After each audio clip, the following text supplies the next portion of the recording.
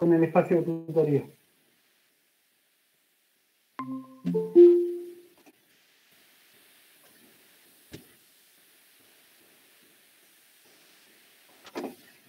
Aprovecho, les voy a dejar en el chat, voy a mandar por correo en todo caso y voy a dejar en el aula virtual también. Les voy a dejar en el...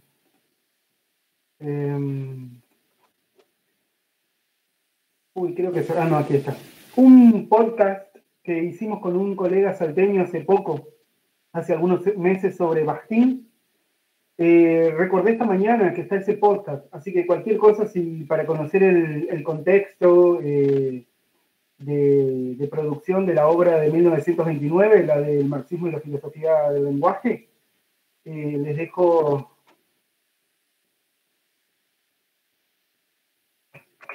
aquí el link.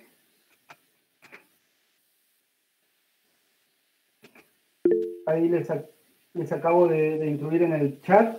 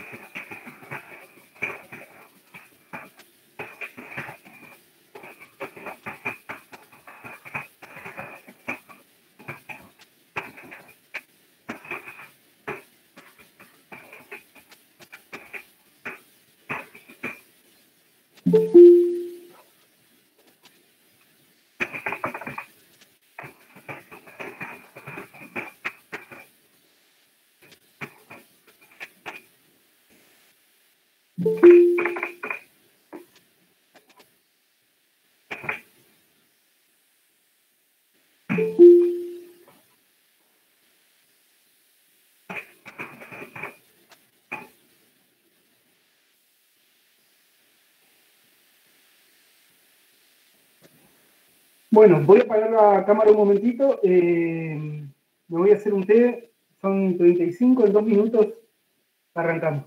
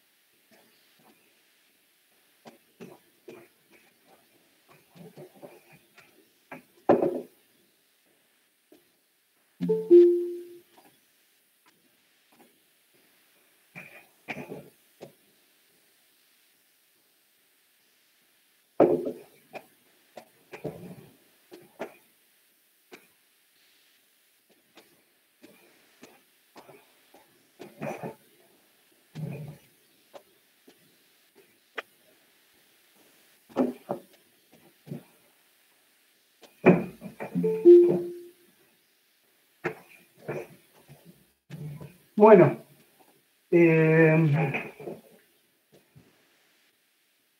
reitero, les dejé en el chat de la plataforma. Voy a hacer una cosa a partir que se me acaba de ocurrir a partir de ahora, ¿sí? Yo creo que trato de entrar siempre a horario y les pido en la medida de sus posibilidades que también lo hagan. En todo caso, yo no puedo estar permitir todo el tiempo a la gente que quiere ingresar 10 minutos o 15 minutos, tal vez 15. Después, no, 10 mejor. Después del horario después del horario pautado, yo voy a estar, ¿no?, trabajando con los temas del espacio y ya está. En todo caso, que consulte a sus compañeros, a sus compañeras. Digo, un poco en respecto a todos los que entramos más o menos en horario. Lo mismo para una aula, ¿sí? Para una clase presencial. Bueno, les decía, les acabo de dejar acá el link y a un podcast donde hay información de contexto de Bakhtin, del círculo de Bakhtin. Igual yo voy a comentar algo ahora, ¿no? Para quien quiera ampliar sus conocimientos. Obviamente que aparte de esto, la web está inundada de materiales de y sobre Bakhtin, así que, y también sobre el Tusser, así que no hay problema con eso. Nada más que les pido, en caso que quieran consultar información, por supuesto, tengan cuidado de las fuentes, etcétera, ¿no? Traten de que sean fuentes confiables. Cuando me refiero a fuentes confiables en este caso, me refiero a fuentes exclusivamente académicas. Bueno, en cuanto al espacio de hoy, bueno, 14:40 en el límite. En cuanto al espacio de hoy, ustedes tienen que entregar el lunes que viene, el 19, creo, ¿no? Tienen que entregar la guía número 4. Esa guía es la última guía del año. En esa guía, ustedes, para dar cuenta de ella, para escribirla, para hacer las reseñas, tienen que remitirse a 2 textos, ¿no?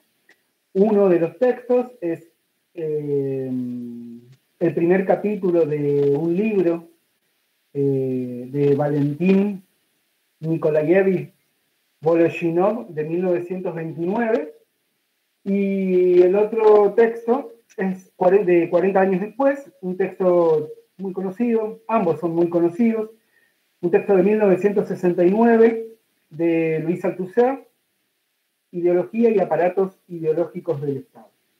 Antes de remitirme a esos textos, los voy a contextualizar en el marco del programa, ¿sí? Esta es la primera clase que nosotros la primera clase de la última unidad, de la unidad 4. Estimo que vamos a tener una más y luego ya vamos a trabajar con espacios de repaso para parciales y para recuperatorios, ¿sí? El lunes que viene ya es 19 y nos van a quedar algo así como 3 semanas para que termine el ciclo lectivo, ¿sí? Les decía, este espacio, el espacio de hoy, es un espacio de tutoría para esos 2 textos. Y nosotros, yo hubiera querido, la verdad que se me pasó totalmente, entré a trabajar inclusive con cosas no de la cátedra ayer y mandé el acceso para un hipotético espacio ayer, y compañeras de ustedes aquí me informaron que era, yo la verdad que me había pasado totalmente por alto. Entonces no tuvimos el espacio teórico de ayer. Hoy no va a ser un espacio teórico, no va a ser lo que en términos de una clase presencial, lo que en espacios presenciales es una clase, es nada más que una tutoría dirigida a los 2 textos. Y el espacio teórico de ayer iba a ser el primero, correspondiente a la unidad 4. Como no lo tuvimos, lo que yo voy a hacer ahora es un breve introito, una breve contextualización de esa unidad 4, ¿no? Y obviamente muy breve, 5 o 10 minutos, y luego voy a centrarme en los dos textos cuya lectura ustedes deben para la factura de la guía número 4. Y el lunes que viene, en el espacio teórico del lunes que viene, la idea es poder, sí, armar un panorama más completo de los temas, autores, etcétera, de la unidad 4. Igual no lo vamos a poder hacer totalmente, no lo vamos a poder hacer como hubiera sido, ¿no? Como sería deseable. Así que, bueno, antes también, otro paréntesis antes de arrancar el comentario de esos dos textos. Y esto es algo que no tiene que ver con la cátedra. Quiero ponerles al tanto que mañana miércoles y el jueves hay una convocatoria por parte de las dos federaciones sindicales que nuclean a los docentes, los y las docentes universitarias de todo el país, una convocatoria a una desconexión total. Es decir, no alojar materiales, no tener eventos sincrónicos como este, por ejemplo. ¿Eso por qué? Por una situación muy concreta, que es el hecho de que estamos a 6 meses de la última reunión de paritarias y el salario de los docentes, las docentes universitarios, va camino a perder fuertemente, algo así como más de un 30% este año, lo cual es muchísimo, frente a la inflación. Dicho lo cual, quiero agregar lo siguiente. En este contexto totalmente singular, no hay nada, no existe normativa. Quiero que puedan entender esto. No existe normativa a nivel nacional que se haya hecho antes de la pandemia y que contenga y que regule legalmente lo que estamos haciendo todos en el país en este momento, ¿no? Es decir, este tipo de cosas que son los espacios de enseñanza sincrónicos, remotas, desde esa enseñanza de emergencia, ¿no? Remota desde cada una de nuestras casas. No existe normativa, ¿no?, que regule.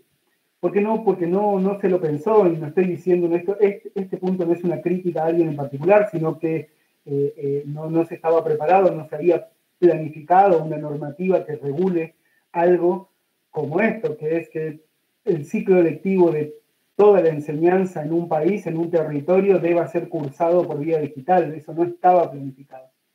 Entonces, ¿qué quiere decir esto? Que aquellos docentes o aquellas docentes que hubieran querido no dar clases en este contexto por problemas familiares, porque no tienen de repente los recursos necesarios, etcétera, etcétera, no pueden ser sancionados, no pueden ser sancionadas. Y sin embargo, en muy pocos casos, hubo gente o docentes que dijeron que no querían, no podían, etcétera, dar. La mayoría de los docentes, la inmensa mayoría, afrontó esta situación sabiendo que obviamente no es en realidad culpa de un gobierno en particular, ¿no? Ahora, a eso hay que agregar que muchísimos colegas debieron afrontar el costo de un reequipamiento, de cambio de empresas de conexión digital, de reequipamientos por cámara, por CPU, etcétera, para poder brindar de la manera más óptima posible, ¿sí? Las enseñanzas respectivas de su asignatura. Bien, hay una voluntad inmensamente mayoritaria de continuar, ¿no? A pesar de todas las circunstancias adversas, de continuar con el ciclo lectivo, e inclusive hubo, también, esto es para mi caso particular, pero en mi caso particular fue, yo creo, muy leve. Hay otros colegas que debieron gastar 80.000 pesos, 100.000 pesos en renovar una notebook o en renovar CPU, ¿no? Ese tipo de cosas para poder afrontar una enseñanza virtual.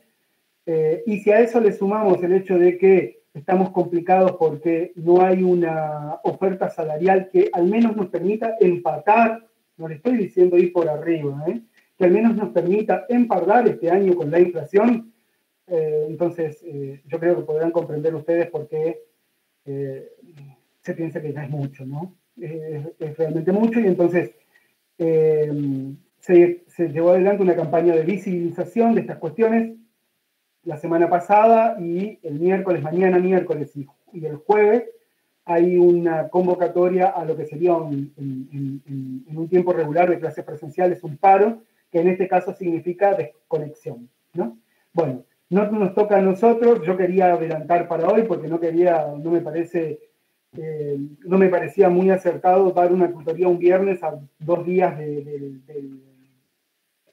la entrega de las guías, por eso la puse para hoy, pero obviamente que no la iba a dar el miércoles ni el jueves.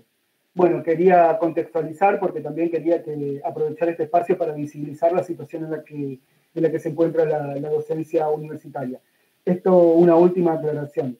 Nosotros, o al menos en mi caso en particular, esta cuestión no amerita ningún enunciado, ninguna consideración general de mi caso en particular con respecto al gobierno y a la pandemia, etcétera, etcétera, etcétera. Yo en lo personal, con convocatorias como la de ayer, con lo que significan para el peligro de contagios y ese tipo de cosas, realmente me parece, estoy bastante, digamos, estoy en otro lugar, no precisamente en el lugar de las convocatorias como las que se dieron ayer en todo el país, lo cual obviamente no significa que yo esté del lado del gobierno y asuma que hay una política exitosa en este contexto respecto a la docencia universitaria tampoco. ¿Sí? Es una situación complicada para todos y se debe privilegiar la situación de los adultos mayores, los niños, niñas y las trabajadoras, ¿no? Y trabajadores. Bueno, cerrado este paréntesis, este contexto general, vamos a los materiales, si les parece. Nosotros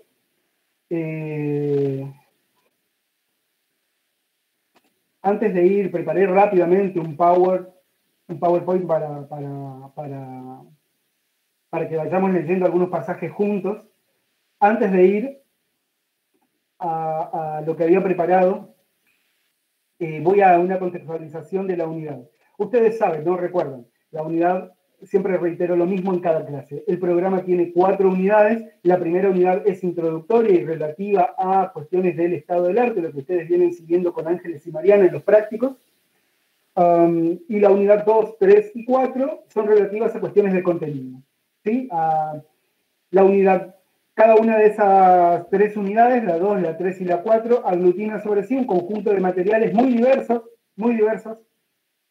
que a la luz de quienes llevamos adelante la cátedra, nos parece que responden a preguntas específicas que nosotros hacemos desde la cátedra, ¿no? Entonces, recuerden, ¿no? Las preguntas de la unidad 2 es cuáles son los otros de los medios de comunicación, cómo se los nombró, cómo se los pensó, etcétera. La unidad 3, que las vimos parcialmente, por supuesto no la vimos en su totalidad, es relativa a en qué contexto se pensó a los medios de comunicación y cómo fueron pensados esos contextos, esos entornos o esos, valga la redundancia, esos medioambientes, ¿no? En los que fueron pensados los medios de comunicación. Y entonces ahí nosotros en la unidad 3 partíamos de precisar 4 entornos posibles, ¿no? El entorno económico, el entorno histórico-político, el entorno tecnológico y el entorno cultural. Y entonces nosotros a lo largo de estos últimos 2 meses, una cosa así, desde julio para acá, o agosto para acá, estuvimos indagando un poco en la relación entre los medios de comunicación y la cultura, la relación de los medios de comunicación y la tecnología, y alguna cosa muy somera y rápida de la relación entre los medios de comunicación y la economía, ¿no? Lo que nos quedó en el tintero, y no lo vamos a ver, no se verá este año, es algunos trabajos sobre medios de comunicación y contexto histórico-político. Bien, esa es la unidad 3. Con respecto a la unidad 4, que iba a empezar ayer y que va a empezar la semana que viene, en realidad, y a la cual remiten los 2 textos que ustedes tienen para la guía 4, la unidad 4 decía, está organizada en base a los siguientes 2 interrogantes. El primer interrogante es, ¿cómo fue pensada la relación de los medios de comunicación con la verdad?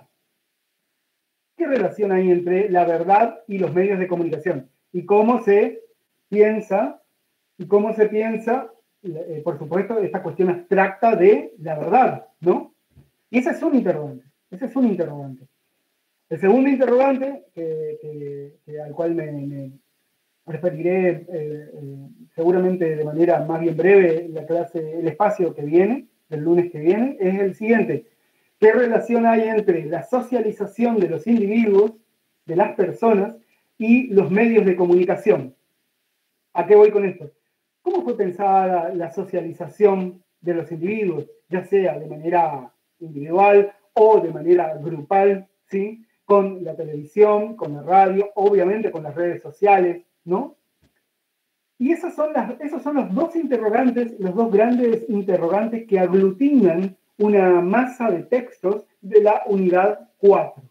Reitero, el primer interrogante es cómo fue pensada la relación de los medios de comunicación con la verdad. El segundo interrogante es cómo fue pensada la relación entre los medios de comunicación y la socialización de los individuos. ¿Sí? Bien. Dicho lo cual, quiero precisar que los dos textos que ustedes tienen que leer para la guía del lunes que viene responden a este primer interrogante. ¿Sí? O sea, a la relación entre medios de comunicación y verdad. Son dos respuestas diferentes, dos respuestas posibles, no son ni las únicas, por supuesto. La razón por la cual elegimos esos textos es porque son textos clásicos de los estudios en comunicación y la idea es que ustedes no pueden salir de teorías 3, no pueden regularizar o promocionar teorías de la comunicación social 3 sin tener una lectura de los clásicos, ¿sí?, de la teoría de la comunicación. Como estos dos textos son textos que fueron ampliamente comentados, estudiados, etcétera, en la disciplina, nos parece que no pueden, a pesar de su antigüedad, digo, uno ya tiene más de 90 años y el otro tiene algo así como 60 años, a pesar de su antigüedad, digo, no pueden desconocerlo, ¿sí? Bueno, con respecto a esta cuestión de la relación de los medios de comunicación con la verdad, parece una cuestión súper abstracta, ¿sí? Y en cierto sentido lo es. Pero permítanme tipologizar, si se quiere, de dos o tres variantes, las respuestas posibles con las cuales, las respuestas posibles que han esgrimido autores y autoras al momento de pensar la relación, ¿no?, entre medios de comunicación y verdad. Cuando digo tipologizar, digo a señalar dos o tres tipos de respuestas canónicas. Obviamente que hay tantas respuestas como autores posibles, lo sabemos muy bien, pero en función de la didáctica, si se quiere, permítanme tipologizar en dos o tres grandes formas de respuestas posibles, ¿no? Una manera de pensar la relación de los medios de comunicación con la verdad es asumir que los medios los medios de comunicación o en las redes sociales, etcétera, etcétera, se puede decir la verdad o se puede mentir. No hay un tertium genus, ¿no? La verdad es algo que puede decirse o por omisión o por la producción de otro tipo de enunciados, y se puede mentir. Todos ustedes estarán de acuerdo, pero claro, es obvio, o es una cosa o la otra, y no es tan obvio en este sentido. Hay otras maneras de comprender la relación de los medios de comunicación con la verdad, en función a qué se entienda, obviamente, o cómo se lo comprenda en líneas generales a la verdad. Si yo creo que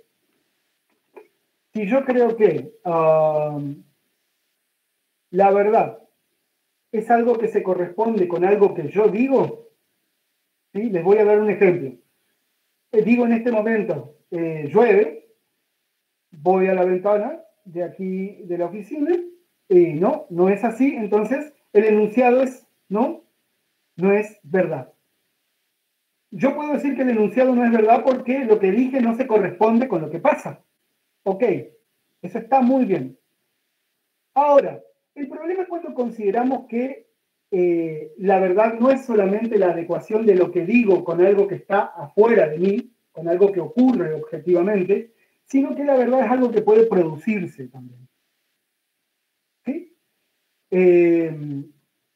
Entonces ahí ya entramos en otro tipo de complejidad, a ver si se entiende. Les voy a dar un ejemplo de un autor argentino que falleció hace unos 8 años, que ustedes van a estudiar seguro cuando estén en cuarto y quinto año, Eliseo Verón. Capaz que algunos de ustedes ya los conozco o hayan visto en alguna cátedra. Cuando se habla de la actualidad, con nuestros amigos, amigas, en un bar, en el trabajo, con nuestra familia, decimos, y hablamos y nos referimos a la actualidad. Aquello que entendemos por actualidad es siempre una construcción. ¿En qué sentido es una construcción? Porque no existiría una actualidad con la cual vamos a confrontar esto que decimos. No sé si se entiende. Yo digo llueve, voy y confronto con el día soleado que puedo ver desde mi ventana. Ahora, cuando digo la actualidad tal cosa y predico algo de la actualidad, yo no puedo confrontar con una hipotética actualidad natural real. No existe una copia, no existe un lugar, ¿sí? En ese sentido, la actualidad es una construcción colectiva, lo que a nosotros nos parece que es nuestra actualidad. ¿Sí? Y así como la actualidad, hay un montón de objetos que responden a, más que nada, una construcción colectiva. Y esos objetos son infinitos. ¿Sí? Entonces, en líneas generales, volviendo, una cosa es decir que los medios de comunicación dicen la verdad o mienten, y otra cosa es decir que los medios de comunicación producen una verdad. ¿Sí? Son dos maneras de entender las cosas diferentes. Obviamente que mi intención para nada es decir cuál vale más que la otra, etcétera, etcétera. Lo que yo quiero exponer en líneas generales, más que la primera variante, que es la variante más de sentido común, algunos textos, y ahí tenemos el texto de Althusser y el texto de Bakhtin, relativos a la segunda variante, es decir, a la producción de verdad. ¿Sí? Es decir, la verdad es algo que tiene que ver con las representaciones. Es algo que no existe una verdad por fuera de los acuerdos o de los modos tácitos entre nosotros, los grupos de seres humanos, ¿sí? Comprendemos lo que pasa y lo que nos pasa. No existe algo que esté en forma independiente, ¿sí? Un objeto que esté en forma independiente a esos criterios, que son criterios humanos. Les voy a dar un ejemplo de un filósofo alemán del siglo XVIII, pero les prometo ser muy breve al respecto. Él decía algo similar con respecto al tiempo y al espacio. ¿Sí? ¿En qué sentido? Que a diferencia no sé, de este libro, yo dejo de existir y este libro, por supuesto que va a seguir estando acá, ¿no? A diferencia de eso, el tiempo y el espacio no existirían si no existimos, ¿sí? Los seres humanos. En el sentido de que el espacio en términos de distancia, ¿sí? ¿Quién puede hablar del espacio? ¿Quién puede hablar del tiempo? Etcétera, etcétera. Entonces son categorías inherentes a nosotros. Bueno, de manera similar, quienes afirman que la verdad es algo que se produce históricamente, en tanto si se produce históricamente puede ser conflictuada por otra verdad, ¿sí? Y lo que en todo caso hay todo el tiempo es una discusión por los modelos de verdad, ¿sí? Hegemónicos, ¿sí? Dentro de esta variante, decía, están esos dos textos. Los dos textos mencionan en sus títulos una palabra, que es la palabra ideología. Rápidamente, por supuesto que esto no es un espacio sobre ello, pero brevemente me refiero a algunas cuestiones históricas sobre el término. El término ideología tiene un origen es creado a finales del siglo XVIII en Francia, Aristotle, Tracy y Cabanis, y hace alusión al estudio de las ideas, ideologías, ¿sí? Básicamente remitía a que existe una variante de estudio que es el estudio de las ideas. ¿Qué nombre tiene esa variante de estudios? Es el estudio de las ideologías, ¿sí? Bueno, con Marx el significado del término va a cambiar, si se quiere, no va a ser solamente descriptivo, sino va a servir para analizar la situación. Entonces la ideología entre otras variantes, la ideología es algo falso, ¿no? Existiría la realidad y tal cosa es algo falso o parcial, ¿no? Cuando decimos que algo es ideológico o algo es porque remite a una determinada concepción del pensamiento, ¿no? A una parcialidad. Bueno, ese sentido del término es un sentido que nos viene de mediados del siglo XIX, no de finales del siglo XVIII, donde el sentido del término era otro. Era básicamente descriptivo y significaba estudio de las ideas. Bueno, hay una cuestión al respecto. Al respecto, digo, de esta manera, si se quiere, esta manera de Marx de entender la cuestión. Marx pensaba que, en algunos textos, fundamentalmente los textos de 1840, que la ideología es eso, ¿no? Es una falsa conciencia. Es decir, es una representación mistificada que tenemos de las cosas. Nosotros pensamos que el valor de las mercancías se da por la oferta y la demanda, porque nosotros tenemos una experiencia particular del hecho. Nosotros vamos y compramos algo, etcétera, etcétera. No vemos la parte de la producción, que es donde se producen las cosas. Y como no vemos eso, no tenemos esa experiencia, etcétera, etcétera, creemos que nosotros negociamos, creemos que el precio de las cosas es pertinente a oferta y demanda exclusivamente. Bueno, pero más allá de todas esas cosas, hay algunos autores que van a venir a profundizar o a complejizar, si se quiere, inclusive yendo en un sentido, no sé si a contramano, pero en un sentido diferente a lo pensado por Marx a mediados del siglo XIX, con respecto a esta cuestión de las ideologías. ¿Sí? En parte, dos de estas variantes de comprensión de la verdad, las ideologías, etcétera, pueden verse en estos textos. El marxismo y la filosofía del lenguaje, de Valentín Voloshinov, es el autor que aparece firmando el texto. Después voy a hacer unos breves comentarios sobre la autoría de ese texto. Y el texto del 69 de Luis Althusser. Son dos variantes que complejizan, profundizan, inclusive van en caminos ciertamente, me parece a mí, un poco diferentes a las del propio Marx, aunque obviamente profundicen sus desarrollos en otros aspectos. ¿Sí? Bien, respecto al primer texto, al texto de 1929, una aclaración que quienes puedan escuchar el podcast lo van a comprender mejor. Hay una discusión infinita sobre la autoría de ese libro, el libro El marxismo y la filosofía del lenguaje. El autor, quien lo firma, es Valentín Voloshinov. Voloshinov muere enfermo a los pocos años, en 1936. Hay muchas pistas que permiten pensar que en realidad una parte de la autoría de ese texto le corresponde a Mikhail Bakhtin, un teórico ruso muy conocido, inclusive formaban parte del mismo grupo de estudios. Y hay muchísimas pistas que dan a pensar que la autoría es compartida por lo menos compartida, entre Bakhtin y Voloshinov, ¿no? Aunque obviamente quien lo firmó es Voloshinov. Bueno, con respecto a este texto, y ya para meternos ahora sí en materia, voy a presentar la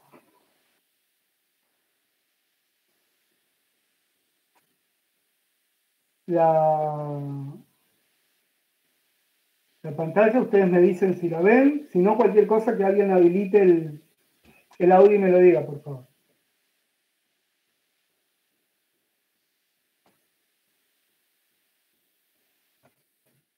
Bueno, teorías 3 sobre el estudio de las ideologías y la filosofía del lenguaje. Así se llama el primer capítulo del texto de Bakhtin y Voloshinov, ¿no? Y después está el texto de ideologías y aparatos ideológicos del Estado. ¿Sí? En el texto, digo, de Voloshinov, la cuestión central no va a ser tanto la ideología, sino la cuestión del signo. Porque en todo esto hablamos de el sentido que tienen las cosas, ¿no? Y si tienen tal o cual sentido es porque son vehiculizados por un determinado signo. ese signo puede ser una palabra, puede ser un objeto, lo que fuera. Entonces el estudio está muy centrado, ¿sí? Cuando se habla de las ideologías, se habla de los signos y tratar de estudiar qué cosas son los signos. Bueno, quiero que empecemos a leer esto, ¿sí? Que es de la página 26 del texto que ustedes tienen. Voy a empezar a leer. Cualquier producto, me dicen por favor si no se ve o hay algún problema, ¿sí? Leo, cita de la página 26. Cualquier producto ideológico es parte de una realidad natural o social, no solo como un cuerpo físico, un instrumento de producción o un producto de consumo, sino que además, a diferencia de los fenómenos enumerados, refleja y refracta otra realidad, la que está más allá de su materialidad. ¿De qué está hablando? De un producto ideológico. Entonces, ¿qué nos dice? Que el producto ideológico, por una parte, por un lado, es parte de la realidad, pero por el otro lado refleja y refracta otra realidad. ¿Sí? Eso es lo que nos dice la primera oración. Sigo. Todo producto ideológico posee una significación. Es decir, representa, reproduce, sustituye algo que se encuentra fuera de él. Esto es, aparece como un signo. ¿No? Y ahí tenemos una definición de signo, ¿no? ¿Qué es el signo? Algo que tiene una materialidad, un conjunto de letras, un objeto, lo que fuera, ¿sí? Pero que representa, reproduce o sustituye algo que se encuentra fuera del signo, ¿no? Antes de seguir, les consulto. Dejo de compartir pantalla y les consulto. ¿Será que alguien, siguiendo esta idea de signo, el signo es algo que tiene una materialidad, pero que aparte representa algo que está fuera de él? ¿Sí? Una idea de un signo cualquiera. ¿A alguien se le ocurre un ejemplo?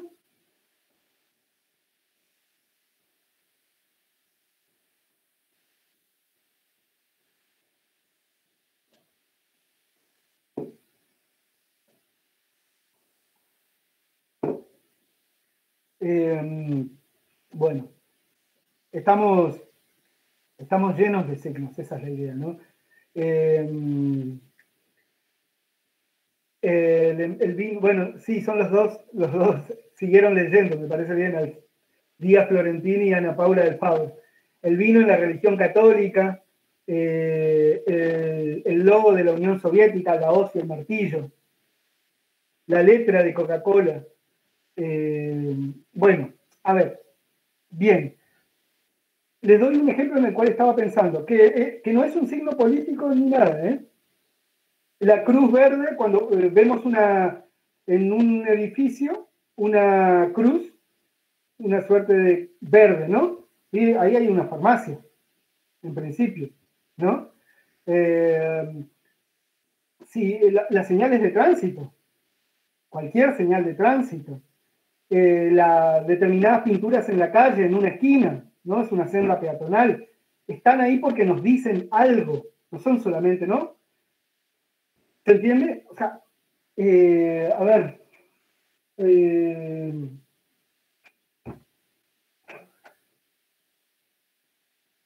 yo lo que quiero que hacer hincapié es lo siguiente. Cualquier objeto, sea el que fuera, no tiene por qué ser una palabra, una unidad lingüística. Imagínense la hoz y el martillo en un escudo, ¿sí? Cualquier objeto que les representa algo más que que ese objeto, ¿sí? Cuando vemos el martillo y la hoz, no estamos pensando en el martillo y la hoz, estamos pensando en un país determinado, ¿no? Y ese es el efecto de un signo ideológico. Ese es el efecto de un signo, perdón. ¿Sí? ¿Se entiende?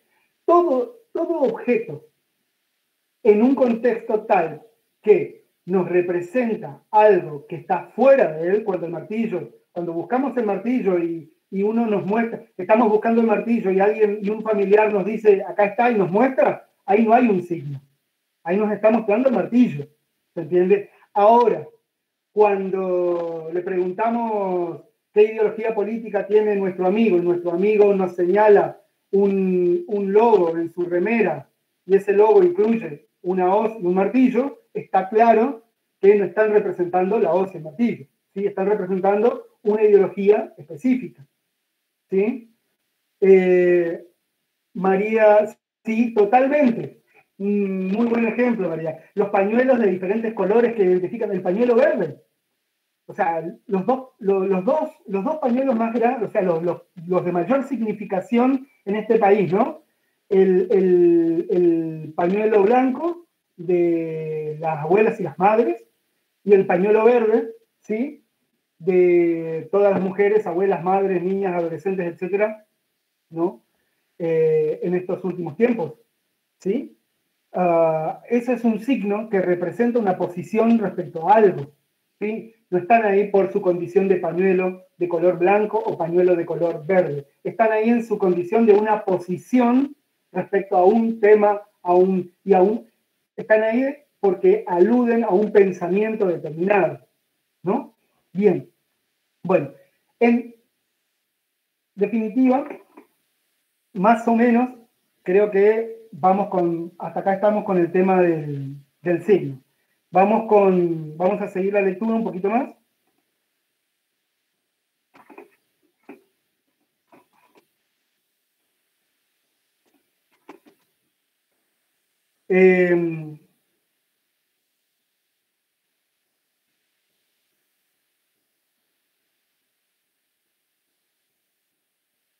Sigo. Cualquier producto ideológico, voy a empezar desde el inicio, ¿sí? Cualquier producto ideológico es parte de una realidad natural o social, no solo como un cuerpo físico, un instrumento de producción o un producto de consumo, sino que además, a diferencia de los fenómenos enumerados, refleja y refracta otra realidad, la que está más allá de su materialidad. Todo producto ideológico posee una significación. Representa, reproduce, sustituye algo que se encuentra fuera de él. Esto es, aparece como signo. Fíjense esta oración, donde no hay signo, no hay ideología. ¿Sí? O sea, no puede haber ideología si no hay signos. ¿Cómo hacemos para presentar nuestro pensamiento? ¿Sí? Tendríamos que acudir a la literalidad de los argumentos, ¿no? Sigo. Un cuerpo físico es, por así decirlo, igual a sí mismo. No significa nada coincidiendo por completo con su carácter natural único y dado. Aquí no cabe hablar de la ideología. El ejemplo que le hablaba, ¿no? Estamos buscando un martillo, luego un familiar lo encuentra y nos dice, aquí está el martillo. Ahí no hay ideología, ¿sí?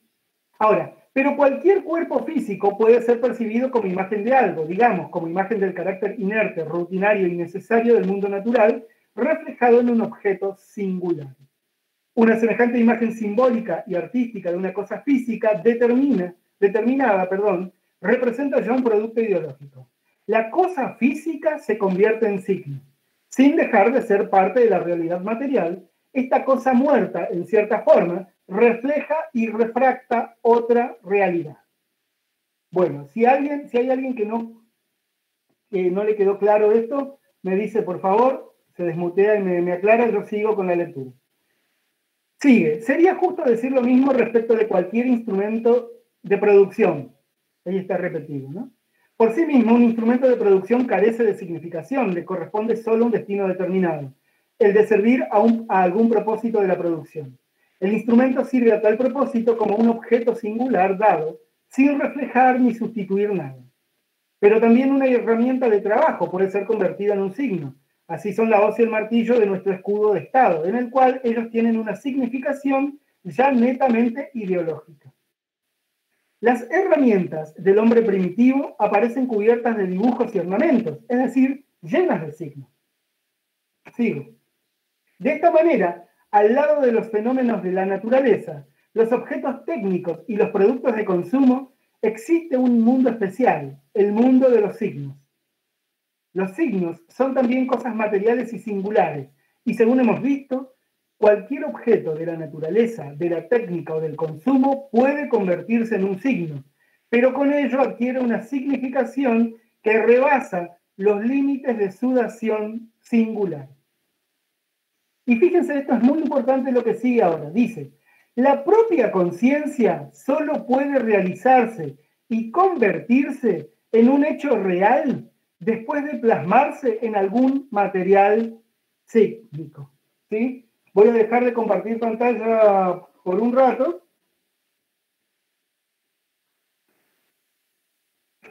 ¿Sí? ¿Qué creen ustedes? Lo pueden escribir en el chat o me lo dicen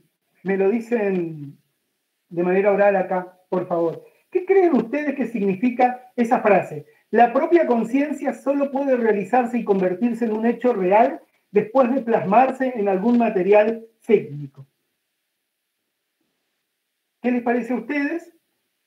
¿Qué significa eso?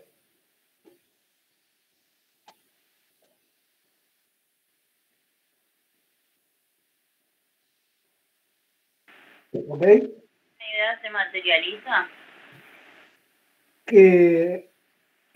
Como, perdón, Renata, ¿no? Sí. La materialización de una idea que se lleva a cabo y se plasma en algo más físico y a partir de ahí se empieza a transmitir y difundir, digamos. Claro, totalmente, coincido, Renata. Inclusive, yo creo que el autor va inclusive más allá, ¿no? Va en la dirección que vos precisás, pero va inclusive más allá. Es decir, imagínense ustedes, si ustedes tienen una idea y la tienen que comunicar, ¿cómo la comunican si no es gracias a signos de algún tipo, el que fuera? ¿Sí? Para empezar. Y segundo, la propia existencia de la conciencia se da gracias a que hay signos. Porque todo, o sea, cuando decimos, imagínense este enunciado de sentido común, ¿no?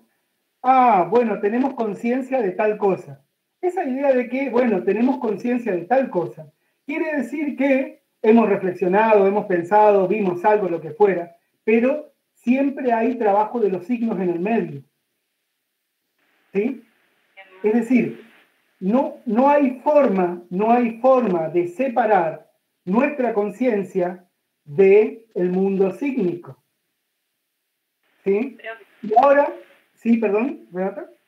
En ese sentido creo que tiene mucha relación con lo que se leía en McLuhan con respecto a que todo ingresa a través de los sentidos.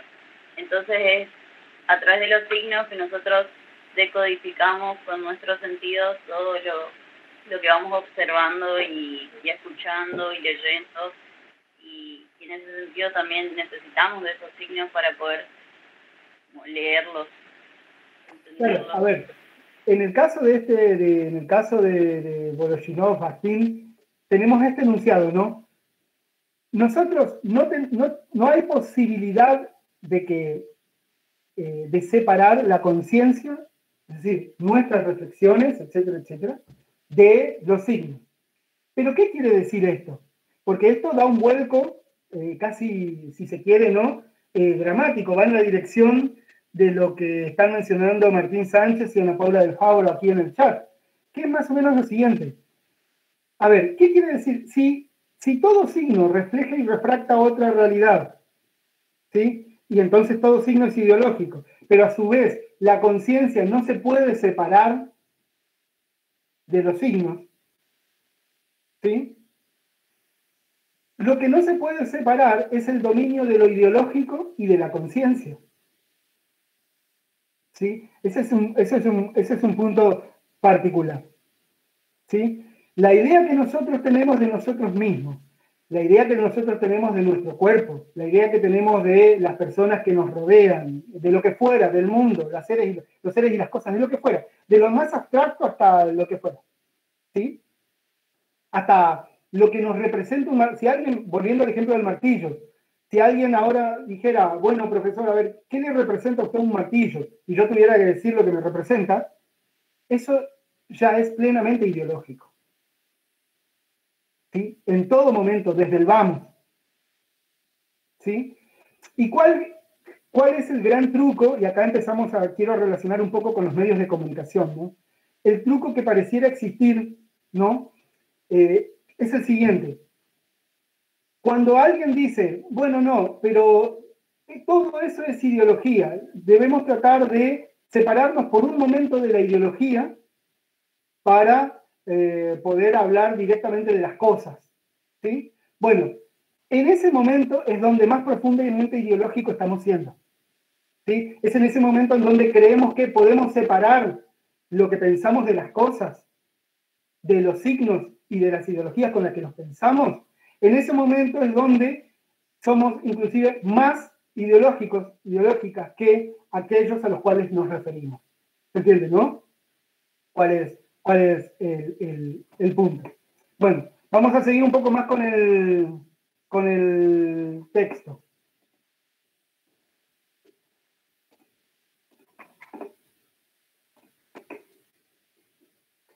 Sigo con el segundo párrafo, no el párrafo de abajo. Se ve, ¿no? Espero cualquier cosa me dicen. Acá.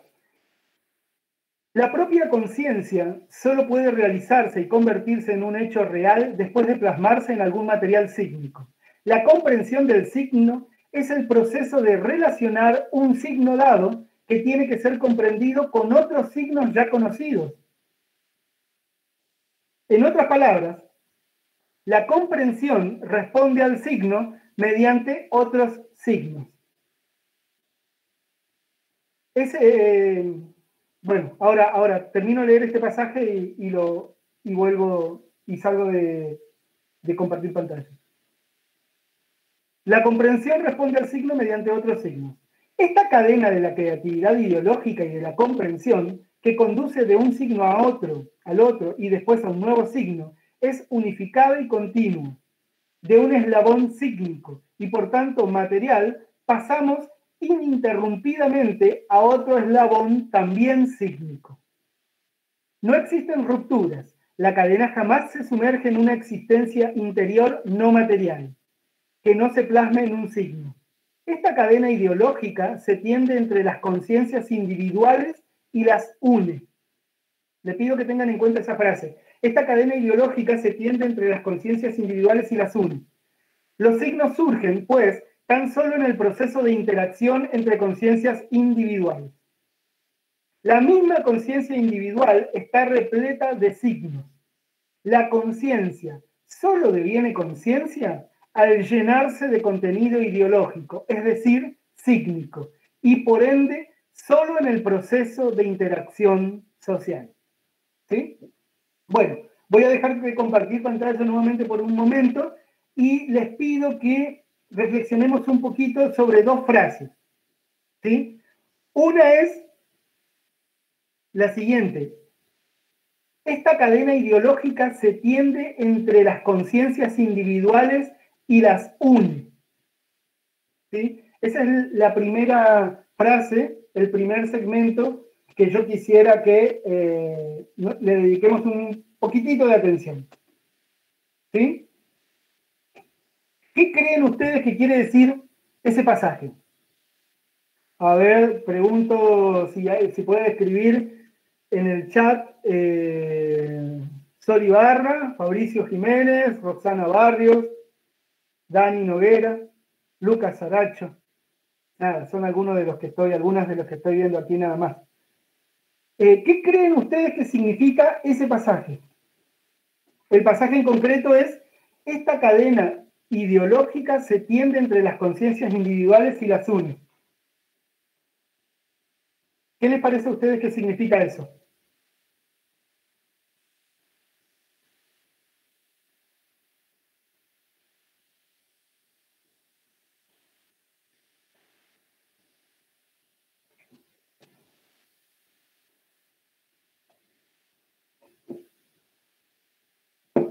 Tengo 2 tazas de té acá. Profe, sí. Me parece que habla un poco también de la importancia de lo grupal, de que en esa interacción social entre individuos pueda formarse una cosa sola. Y eso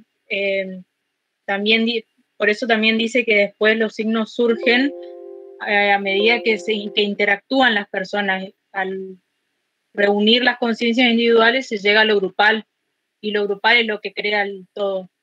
Creo, ¿no?, que va por ahí. Imagínense ustedes, yo coincido, Luz, con eso, ¿no? Imagínense ustedes lo siguiente. A ver, perdón. Federico escribió aquí que el significado de los signos lo da la conciencia colectiva. Es decir, yo sé que aquello significa eso porque así está instaurado socialmente. ¿Sí? Cecilia Gómez, a través de lo colectivo se generan y por lo tanto soy yo de ellos mismos los que lo comprenden. Bueno, Daniela, supongo que será Daniela, le pido disculpas, no sé si Daniela Noguera dice, de alguna manera había un caos, sino que se comparten algunas ideas. Claro, ahí va la cuestión, no es que nosotros elegimos compartir o no compartir, eso es lo interesante, porque a veces pensamos que, porque hablamos de la conciencia, elegimos, o sea, nosotros es como que si eligiéramos no compartir el sentido de la palabra martillo con ese objeto, pudiéramos no hacerlo, y no. Si nosotros hacemos eso, vamos a estar complicados socialmente, ¿no? No podemos ir cambiándole el significante, el rótulo que los objetos tienen, ¿no? No es posible. O sea, no es algo que se elija, ¿sí? Y sin embargo, volviendo a lo que mencionan algunos en el chat, lo que recién decía Luz, si imagínense ustedes Robinson Crusoe en la isla, solo, ¿no? No hay forma, ¿sí? La única forma que él pueda tener una conciencia de lo que lo rodea, etcétera, es que tenga un pasado colectivo y que haya naufragado y esté en esa isla. Y entonces ese pasado colectivo lo salva, porque ese pasado colectivo es su conciencia. ¿Por qué ese pasado colectivo es su conciencia? Porque ese pasado colectivo es el que produjo todos esos signos gracias a los cuales él puede diferenciar las cosas que ve, que huele, que toca, etc. Porque si Robinson Crusoe, al igual que Rómulo y Remo, ¿sí? En la mitología romana, ¿sí? Fueran criados por lobos, ¿sí? Su capacidad sísmica sería totalmente diferente. ¿Se entiende o no? Entonces, a lo que voy es lo siguiente. Ese pasaje, el pasaje en concreto es este, ¿no?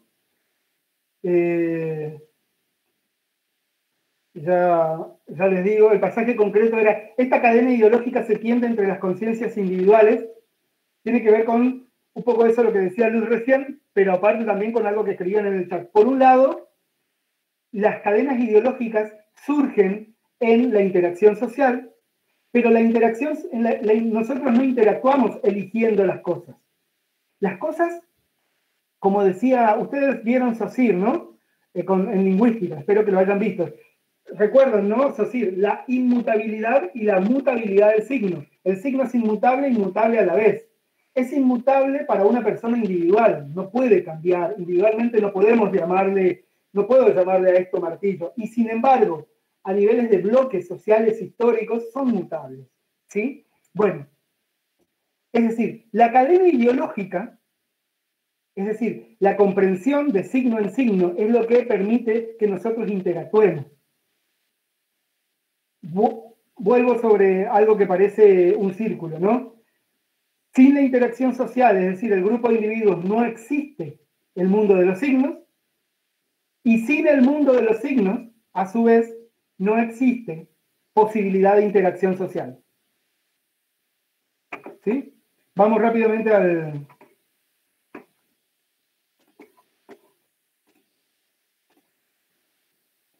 al texto.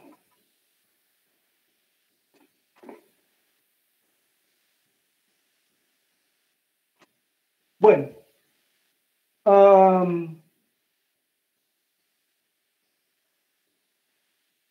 las últimas 3 líneas de ese pasaje de la página 29. La misma conciencia individual está repleta de signos.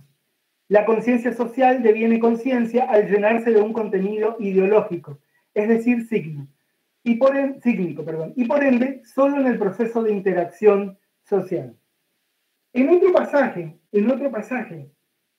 un poco más adelante, los autores van a decir la que quizás es la frase más conocida de este libro, que es, en la arena de los signos se juega la lucha ideológica, ¿no? La lucha por los signos y la lucha ideológica es exactamente lo mismo. ¿Sí?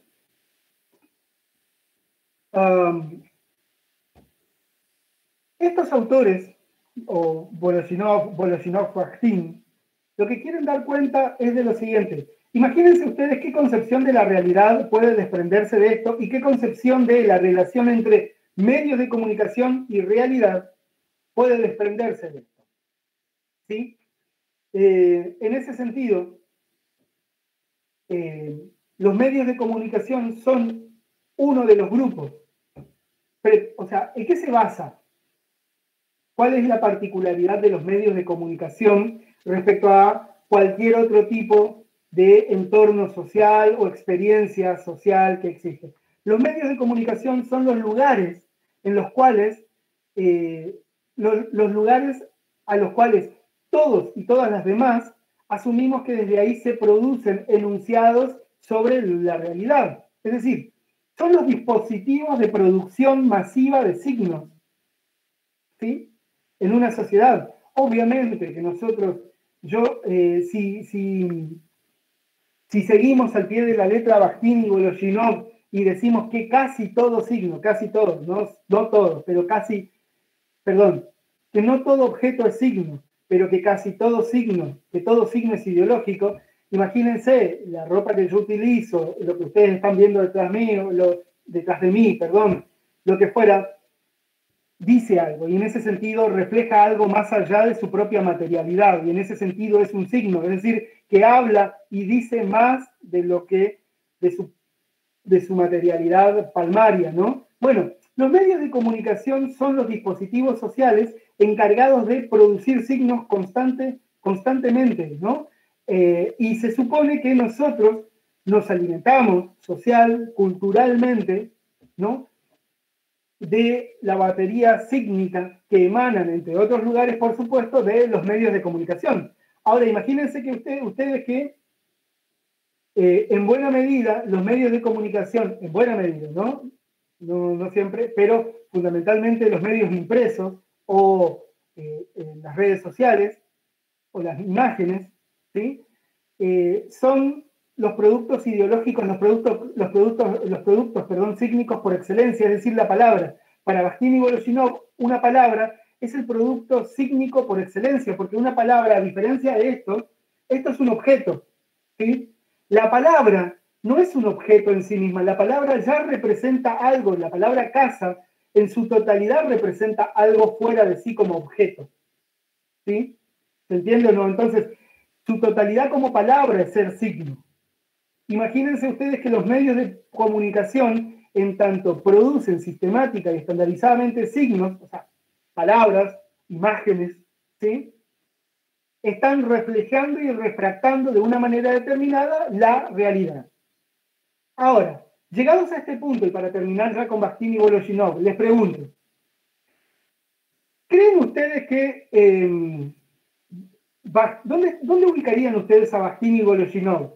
¿En la primera o en la segunda variante esta que les comenté al inicio de este espacio de que hay autores y autoras que dicen que los medios pueden decir la verdad o pueden mentir? Y hay autores y autoras que dicen que los medios producen verdad, producen realidad. ¿Dónde les parece a ustedes? Bueno, les doy mi impresión, por supuesto. Acá, en la segunda variante, están comentando algunos de sus compañeros y sus compañeros. Bueno, a ver, yo diría algo. Los han ubicado acá en la segunda variante, los medios como productores de realidad, ¿no? Ok. Pero yo creo que yo creo que sí, que en buena medida, pero yo quiero que seamos cautos, porque no se trata de que los medios inventan de la nada. O sea, tengamos en cuenta siempre el carácter de la mutabilidad y la inmutabilidad de los signos, ¿sí? Los medios por sí, si los medios salieran a decirnos que, los medios de comunicación digo, no una manera de hablar, salieran a decirnos que la luna no existe, eso no lo pueden, ¿no? No es que pueden inventar, crear la realidad a partir de la nada. ¿Se entiende o no? O sea, las variantes que yo le puse tienen un poco su trampa, ¿no? No es que se produce realidad de la nada. ¿Sí? No sé si se entiende. Hay los medios y la producción sísmica puede permear un determinado grupo de personas en función a los conflictos, a las luchas ideológicas que existan. Les doy un ejemplo. Hoy no hay ni una pizca de duda respecto a de que algo como la luna, ese objeto con el cual nosotros para nombrarlo utilizamos la palabra luna, ¿sí? Existe en forma independiente de nosotros. No hay ninguna pizca de duda de eso. Así que únicamente se puede producir y luchar sísmica e ideológicamente respecto a todas aquellas cuestiones de la realidad, ¿sí? Sobre las que, por supuesto, hay controversias, ¿sí? Y el mundo social, el mundo simbólico, etcétera, es un mundo en permanente conflicto, en permanente controversia, ¿sí? Me surge un dilema justamente por el contexto actual en el que hay medios que crean fake news. Bien, Renata, perfecto. Las fake news están situados, vieron estas dos variantes que le di, la 1 y la 2. La 1 en que hay autores que dicen que los medios dicen la verdad o mienten, y hay otros que dicen que se producen realidades. Bueno, quienes hablan de que actualmente hay fake news, o que en todo caso siempre las hubo, pero que actualmente esto se ha profundizado, están situados en la variante 1. Y eso está muy bien, es decir, X persona dijo A y un medio dice que dijo Z. Eso es una fake news. No hay con qué, ¿sí? No hay cómo metaforizar eso. ¿Se entiende o no? ¿Sí? Acá no se trata, les pido, de elegir una u otra cosa. Mi opinión personal es que obviamente los medios pueden mentir o pueden decir la verdad. Son dos discusiones diferentes, son dos maneras de ver las cosas. Y a la vez creo que los medios producen realidad también. Eso no importa, por supuesto que no importa mi opinión. Lo que yo le estoy diciendo es que cómo se ha pensado, porque de eso se trata, cómo han pensado los autores y las autoras en relación entre medios de comunicación y de verdad. Hay algunos que se han centrado en, por ejemplo, lo que decía Renata recién de las fake news. Las fake news son una manera de comprender la relación entre los medios y la realidad que está ubicada en la variante 1. Es decir, hay una realidad y los medios pueden decir o mentir, decir la verdad o mentir. Y hay otra serie de autores y autoras que están embarcados en una comprensión de los medios de comunicación como productores sociales de la realidad, ¿sí? Les voy a dar un ejemplo último de esto y pasamos a Luis Althusser. Un ejemplo de este autor argentino que yo les mencioné hace un rato, Eliseo Verón, ¿sí? Cuando los medios nos presentan un acontecimiento, ¿sí? O cuando hay una encuesta, imagínense ustedes que ¿cuántos somos acá en este momento? Somos 31. Y a nosotros, a los 31, se nos hace una encuesta y se nos dice, bueno, les pedimos por favor que anoten los 5 temas de la realidad actual, de la actualidad de la Argentina. ¿Sí? Y imagínense ustedes que todos ponemos como uno, este es un supuesto, ¿sí? Para el ejemplo, no vale más que para eso. Imagínense ustedes que todos coincidimos en como que uno de los 5 temas de la actualidad en la Argentina son las marchas del día de ayer, ¿no? Imagínense ustedes. Bueno, obviamente que en nuestra percepción de que eso forma parte de nuestra realidad, ¿sí? Han intervenido los medios de comunicación, las redes sociales, etcétera, etcétera. La única forma por las cuales nosotros podemos llegar a pensar de que ese puede ser uno de los temas de actualidad del país hoy, en el día de la fecha, ¿no? En ese sentido, los medios crean actualidad, ¿no? Todo el tiempo, constantemente, ¿no? Bueno, de la misma manera, si una erupción de un volcán, les doy un ejemplo, totalmente fuera de época. Si la erupción del volcán es vista como la irrupción de la ira de Dios o como el resultado de un complejo sistema, ¿no? de elementos químicos, capas tectónicas, etcétera, en la Tierra, lo que fuera, son dos variantes de construcción del acontecimiento del mismo hecho diferentes. En un lado se interpreta la erupción del volcán como manifestación de una ira divina, en el otro caso lo mismo, a pesar de que esto puede parecer fuera de época, pero exactamente lo mismo sucede con temas que son muy candentes para nuestra realidad, ¿no? El aborto, por ejemplo, ¿no? Que se entrecruza, el aborto es algo que es todo el tiempo tironeado por concepciones y construcción del acontecimiento y concepciones de la realidad, no solamente del hecho en sí, sino de la realidad, del mundo, etcétera, totalmente diferente. ¿Sí? Entonces, eso es lo que lo vuelve particularmente complejo. ¿Sí? Bueno, vamos al segundo texto, ¿no? Al segundo texto que tienen que leer, es el texto de Louis Althusser. Perdón, rápidamente sobre Bakhtin y Voloshinov. Voloshinov muere en el 36, Bakhtin muere en el 75. Bakhtin tiene una vida, Bakhtin es el año en que se publica ese libro. Bakhtin es sometido a un juicio y enviado a un exilio interno en Rusia. Bakhtin imagínense que el libro se llama Marxismo y Filosofía, el marxismo y la filosofía del lenguaje, y Bakhtin en realidad era cristiano y él siempre fue sumamente duro, ¿no? Con respecto a ese título del libro, aunque dio pistas de que parece que intervino en su producción. Él estuvo muchos años en el exilio, recién fue recuperado en la década del 60, del 70. Bueno, mayores detalles sobre eso, si tienen un tiempo y si quieren, lo encontrarán en el podcast que armamos con Emiliano Bernier, que es un profe de Salta. Bien, con respecto a Louis Althusser es un teórico, filósofo marxista inglés, nacido creo en la década del 20 y murió en 1990. Es uno de los teóricos marxistas más conocidos de lengua francesa en el siglo XX, y uno de los textos más conocidos de Louis Althusser es ese texto de Ideologías y aparatos ideológicos del Estado. ¿Sí? Bueno,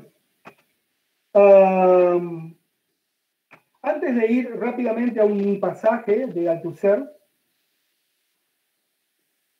el pasaje que les quiero comentar ya está avanzado, digo, en el texto, así que voy a reponer el contexto en general de la obra, de este pequeño artículo, porque fue un artículo. De lo que se trata es lo siguiente. En el caso de Althusser, también habla de ideología, ¿no? En el caso de Althusser está preocupado, que es una preocupación muy propia de la época, ¿sí? Althusser se inscribe en una corriente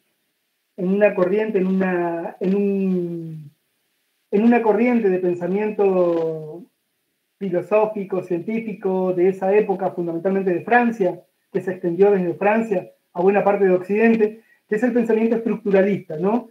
Referentes de este modelo de pensamiento, de este tipo de pensamiento estructuralista, son Louis Althusser, Jacques Lacan, un psicoanalista, Claude Lévi-Strauss, antropólogo, bueno, entre varios otros.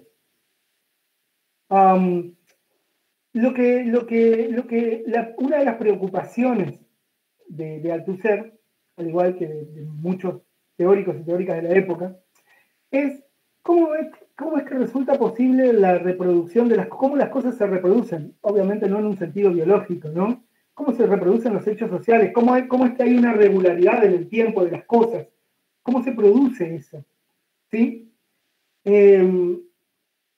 ¿Por qué de repente para aquellos como Althusser, como el pensamiento marxista, que luchaban por un cambio de las cosas, porque ese cambio es tan difícil que se produzca? Porque hay siempre una reproducción de lo que ya existe y es difícil, ¿no?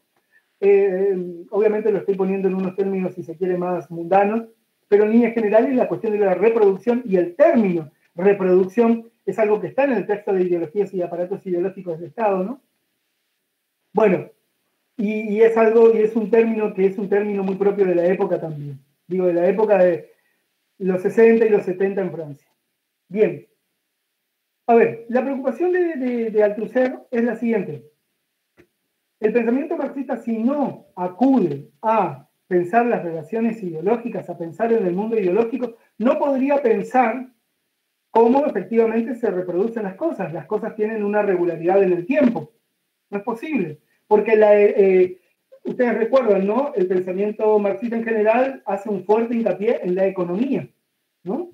Y la economía, para Luis Althusser, permite comprender las desigualdades, permite comprender el pensamiento económico, el análisis del pensamiento económico permite comprender, entre otras cosas, la existencia de plusvalía, la existencia de clases sociales, ¿no?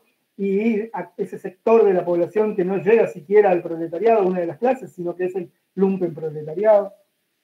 Pero no permite comprender el modo en el que terminamos actuando como lo hacemos y por qué actuamos de manera regular, de la manera esperada o esperable. ¿Sí?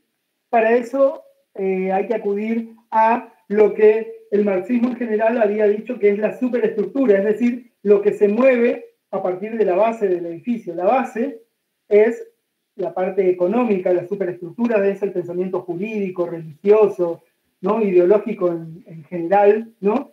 Y la idea es que, ustedes recordarán, lo que determina en última instancia las cosas son las relaciones económicas, ¿no? Y todo lo demás se mueve en función de las relaciones económicas. Bueno, para Althusser hay, entre otras cuestiones, el tema de la reproducción y de la regularidad en la historia no puede comprenderse si se cree únicamente que la fase económica da las respuestas para todas las preguntas, ¿no? Y entonces hay que comprender o hay que tratar de analizar los fenómenos ideológicos para comprender por qué hay una regularidad en la historia, por qué se actúa como se actúa y por qué es muy difícil actuar de otro modo muchas veces.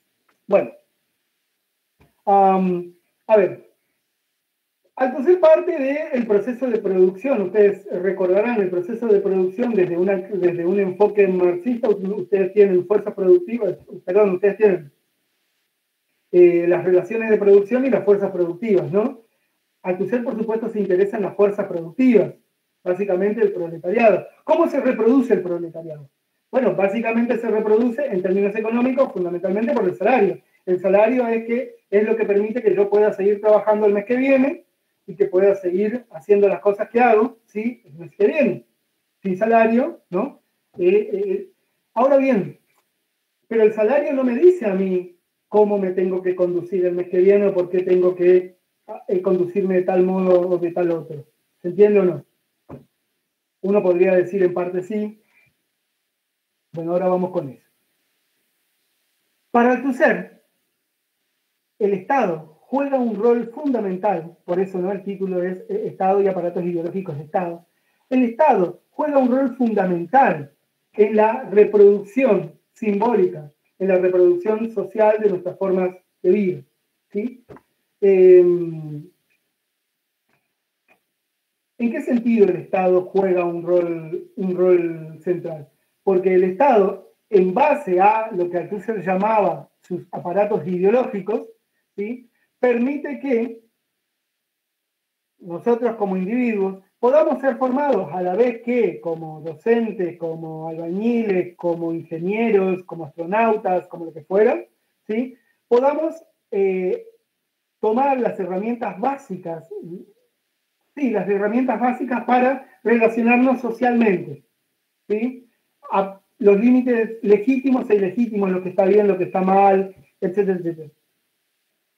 Hay dos tipos de aparatos, ¿sí? Del Estado. Los aparatos represivos que funcionan fundamentalmente, en primer lugar, en base a la represión y recién en un segundo lugar en base a la ideología, y ahí nosotros tenemos, ¿no?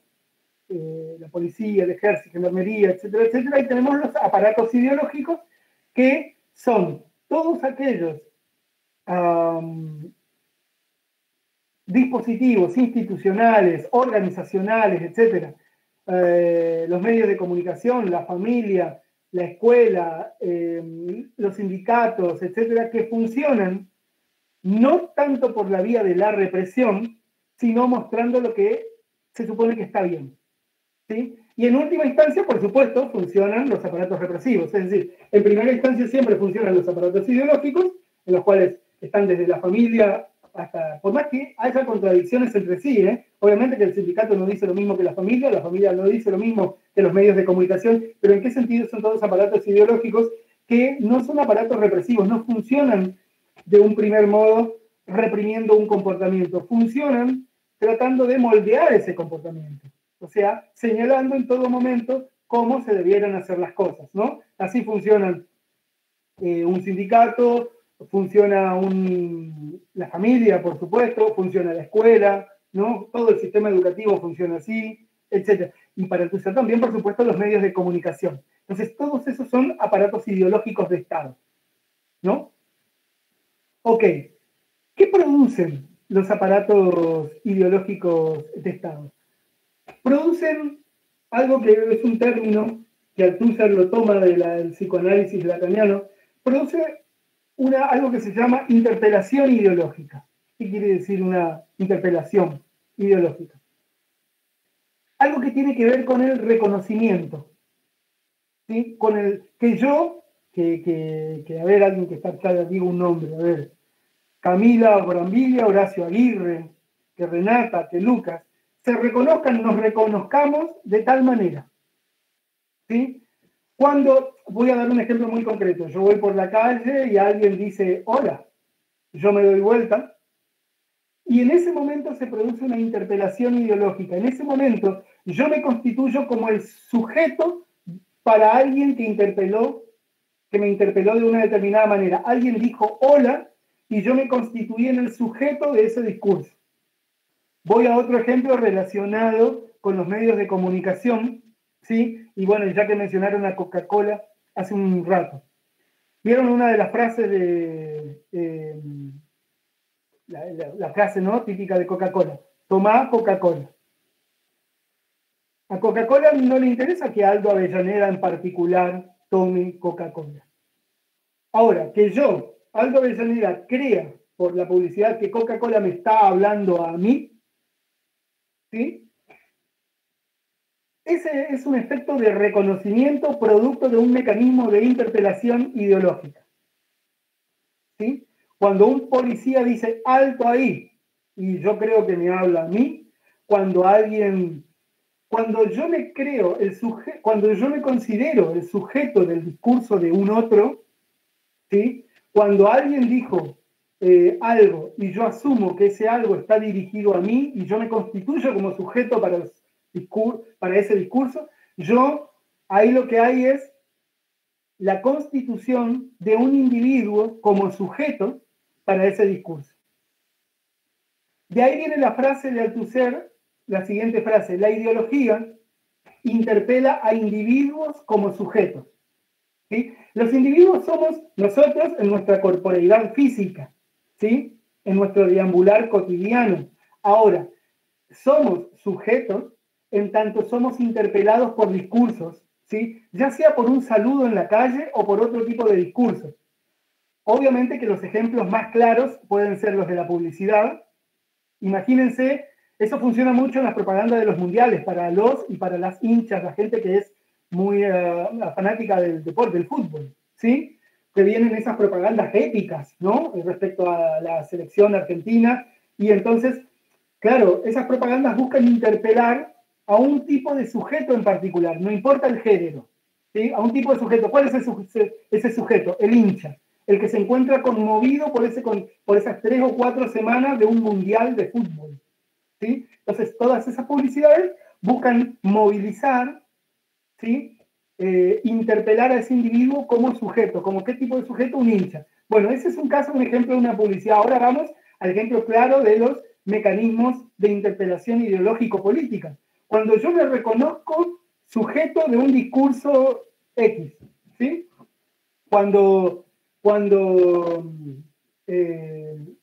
hay un orador, hay un autor, un político, una política, alguien que escribió, que dijo algo, y yo asumo que yo soy un sujeto para ese discurso, es decir, que ese discurso me interpela a mí y que yo asumo las coordenadas de ese discurso, ¿sí? Entonces lo que hay Esto es muy psicoanalítico, lo que hay es una, como llamaba Althusser, que lo toma de Jacques Lacan, hay una sutura ideológica, es decir, nosotros somos cosidos, ¿sí?, a un significante, nosotros somos, imagínense, nosotros somos cosidos al significante, a un significante político, a un tipo de discurso ideológico político particular. Esto sucede siempre.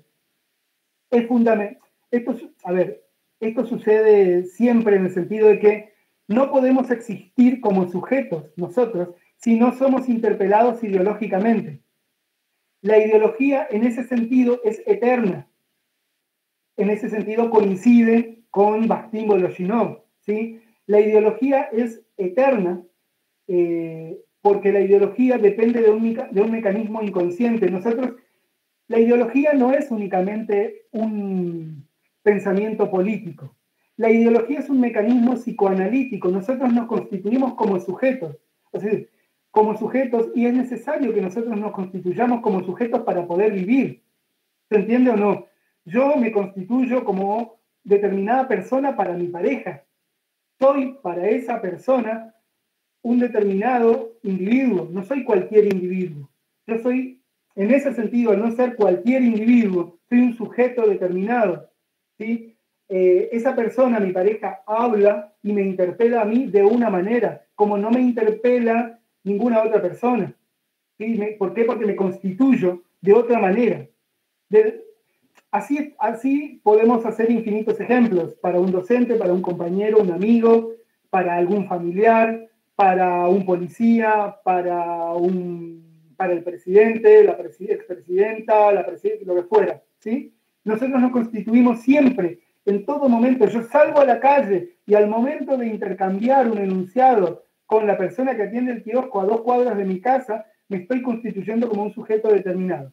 Ok, ¿eso quiere decir que hay ideología? Sí, porque la ideología es un mecanismo psicoanalítico que me permite asumirme a mí como sujeto para un determinado discurso. Pero eso no quiere decir que la ideología sea una ideología política, ¿sí? Es decir, en ese sentido, nosotros no podemos evadir la ideología porque si no nos vamos del mundo simbólico. Y para Althusser, ustedes saben, como él toma mucho del mundo del saber psicoanalítico, únicamente las personas con algunas patologías mentales, etcétera, etcétera, pueden evadirse del mundo simbólico y pueden llegar a no tener ningún tipo de interpelación ideológica. Es decir, no se asumen como sujetos de ningún discurso.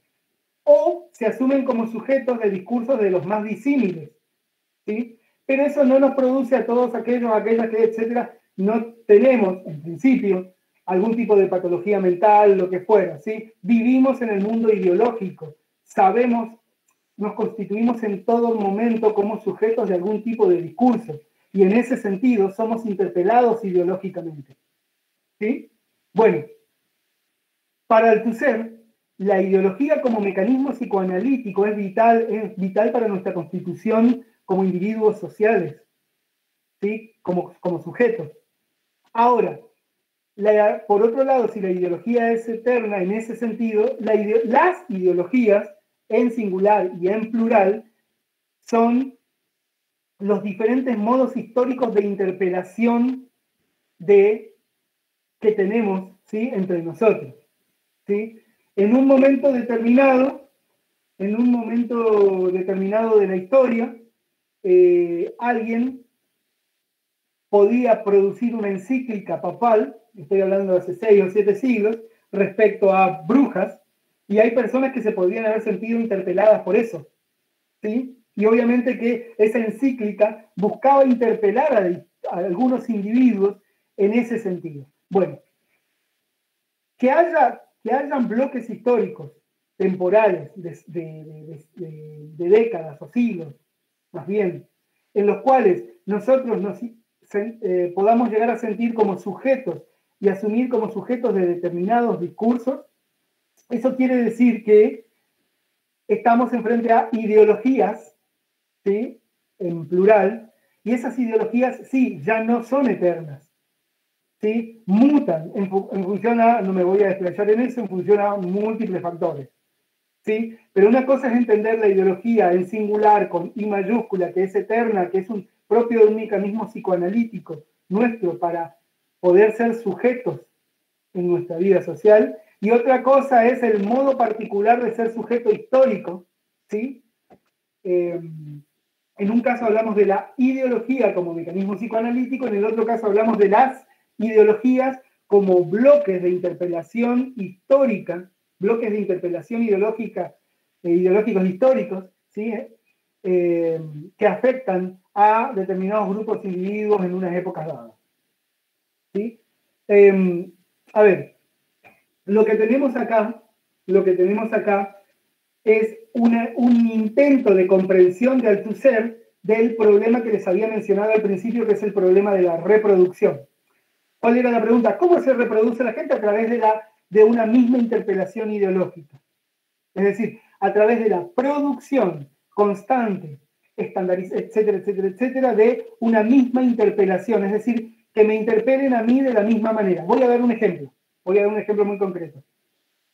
Que se está produciendo, que es uno de los mayores puntos de cambio, ¿no?, en estas épocas. Hay muchas personas que están dejando de sentirse interpeladas, ¿sí? Como hace muy poco tiempo atrás era absolutamente normal que las personas se sientan interpeladas. Es decir, que su corporeidad biológica coincida con su género, ¿sí? Hay mucha gente que está en desacuerdo, hay mucha gente que está de acuerdo, ¿sí? Pero en forma independiente al conflicto, lo que hay es una época en la que mecanismos históricos, pero de siglos, de interpelación ideológica, ¿sí? Es decir, de una interpelación, si se quiere, binaria, hombre-mujer, y de unas relaciones, ¿sí? También binarias, en el sentido de lo que se llama, ¿no?, heteronormativas o heteronormadas, de relaciones afectivas, ni siquiera digo sexuales, digo afectivas. Eso, más allá de los conflictos sobre los acuerdos y desacuerdos que hay, el hecho es que hay un conjunto cada vez más amplio de la población que asume que no es algo natural sentirse interpelado de esa manera y que se siente interpelado de otra manera. ¿Sí? Entonces, es sujeto de otro tipo de interpelaciones ideológicas. En ese sentido, las ideologías, como ideologías, no son ni buenas ni malas. Por supuesto que al interior del mundo ideológico y de los conflictos ideológicos, por supuesto que unas fracciones asumen una valoración sobre las otras fracciones, ¿sí? Pero a lo que voy es que esto nos permite comprender que, por ejemplo, de un tiempo a esta parte, los medios de comunicación cada vez más están cediendo, entre otras cosas por las variedades de uso lingüístico, etcétera, etcétera, etcétera, ¿sí? Están cediendo terreno a la manera clásica en la que los seres humanos nos hemos interpelado históricamente, ¿sí? ¿Cómo nos hemos interpelado históricamente? ¿Sí? Como hombre o como mujer, y hemos interpelado nuestras relaciones afectivas de un modo, ¿sí?, hombre-mujer o mujer-hombre, ¿no? A ver, yo puedo dar mi opinión personal que no interesa, por supuesto que yo estoy de acuerdo con estos nuevos modos de interpelación y también en mi modesto modo lucho por eso, pero en forma independiente a eso. Si yo creo que a lo que yo me quiero referir es que si hay un conflicto sobre eso, el hecho de que exista ese conflicto significa que hay un quiebre en los modos de interpelación histórica, ¿no? ¿Qué quiere decir? ¿Que hay algunos que son ideológicos y otros que no? No, no, no, porque según Althusser no existe, no podemos existir por fuera de la ideología. Lo que hay es hay un cambio general en el modo en el que nos consideramos sujetos para los otros, para otros discursos, ¿sí? Y eso está produciendo nuevos mecanismos de interpelación ideológica, ¿sí? Bueno, en líneas generales, por acá van algunas coordenadas del texto de Louis Althusser. Louis Althusser, por supuesto que no habló únicamente de esto, no tenemos tiempo, pero me tengo que remitir únicamente a este texto, ¿sí? ¿Alguna consulta, alguna duda respecto a Bakhtin, Voloshinov, respecto a Althusser? ¿Algo que les haya no les haya resultado claro, etcétera. Si son las 4:10 van a ser, ya estamos hace 1 hora y media aquí, así que si les parece, y no hay alguna consulta, espero que sí la haya, y además espero que sea no en el chat, sino desmuteándose, pero si no la hay, dejamos por aquí esta tutoría. Si alguien tiene las consignas a mano, que sería muy bien, que hubiera sido lo óptimo, yo hablo de los textos y ustedes tendrían que tener las consignas a la mano y hacer unas preguntas si tienen alguna duda, porque ya no vamos a volver a hablar de esto y la pelota queda del lado de ustedes ahora para escribir esas 4 o 5 páginas. Ustedes me dicen si hay alguna duda.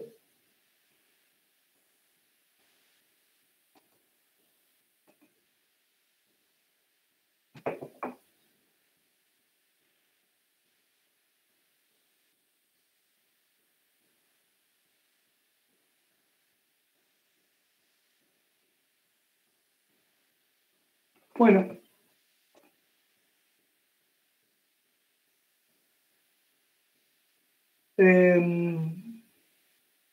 No tengo idea si la clase va grabada, creo que no.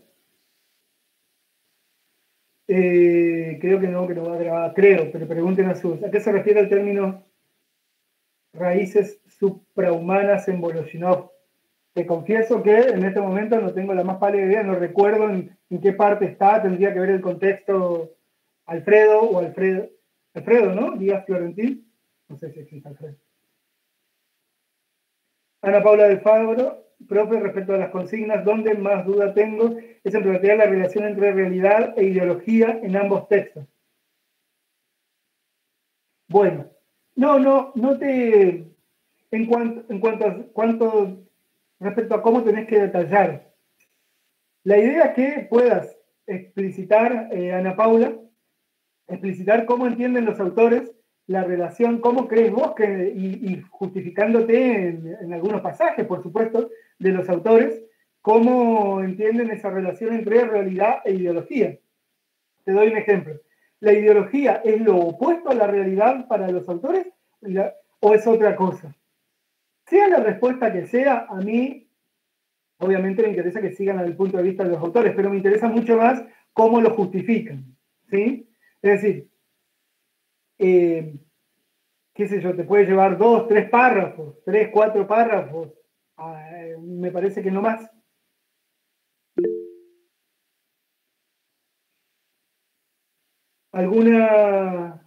En cuanto a lo de Díaz Florentín, la pregunta que hace, la verdad que no puedo responderla porque no recuerdo en el contexto en el que está esa frase.